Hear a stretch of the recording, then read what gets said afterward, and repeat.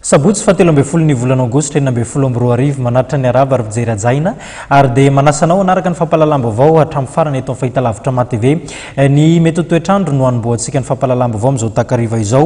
Hisy fiantraikany eo amin'ny maripana eto afovoan-tany sy any amin'ny tapany atsinanany nosy iny ny fisian'ilay rivotra mahery izay mitoetra ny atsinanana any somary aheno antsika noho izany ny any amin'ireo faritra voalaza ireo mety ahitana herika manify mihitsy aza ny any amin'iny fiandohany herinandro iny.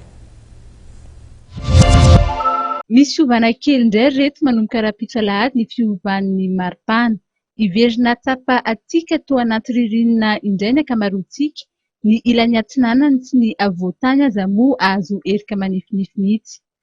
Any amin'ny alarobia any dia isy ny orana mitsitapitapy mandritry ny andro ka ny atsinanan'ny gasikara iny no tena ahitana izany. Anton'izany rehetra izany ny rivotra avy atsinanana sady mafy izy io no mitondra hamandona ihany koa, dia toa miverina ririnina indray isika. Fa ny tsara ho fantatsika dia anisany manamarika fa miampita tsikelikely any amin'ny lohataonitsika izao alohan'ny hidirana amin'ny fahavaratra.